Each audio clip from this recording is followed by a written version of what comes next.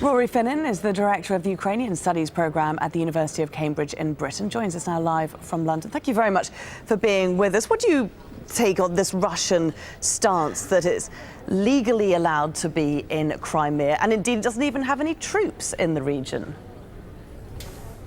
It's absurd. It's frankly absurd and preposterous. It's an absurdity and an unfolding nightmare of absurdities. Russia has invaded sovereign and independent Ukraine in clear and unabashed contravention of international law. It's as simple as that. The press conference that Vladimir Putin just gave was a performance of a great deal of incoherence, flat untruths, and really bad strategic policy. I mean, Putin was absolutely adamant that Ukraine now, the situation there amounts to an unconstitutional coup, that Yanukovych is still the legitimate president. And you have to give it to Putin that he does have a point when he says Yanukovych stuck by the agreement that was made back in February to call snap elections. He doesn't have a point. The government, the parliament, with clear constitutional authority, impeached him, removed him from office for abuse of power. Yanukovych then fled. If he remained in the country, we could perhaps having a different argument and a different discussion about a different world. But the fact of the matter is, Yanukovych created the situation, and what we're seeing right now in Ukraine and Crimea is simply compensation on Vladimir Putin's and the Kremlin's part.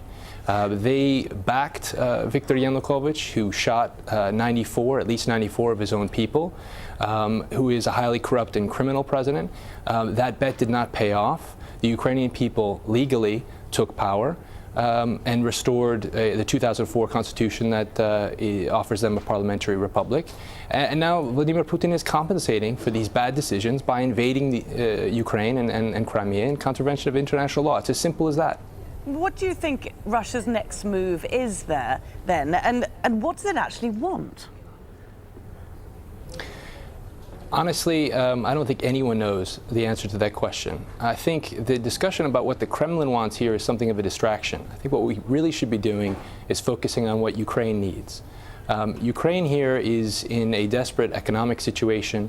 What we need to do is offer it an immediate, ambitious Marshall Plan that can put the country back on better financial footing so that it can pay state salaries, pay pensions.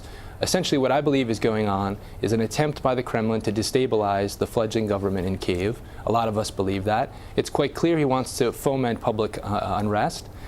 He's frankly lying that these troops that are surrounding Ukrainian bases are public self-defense units. That is clearly not true. That's a recognition, implicit recognition, that these are Russian troops illegally within the sovereign boundaries of an independent country. Okay, Rory Finnin, great to get your thoughts. Thanks very much for joining us there from London.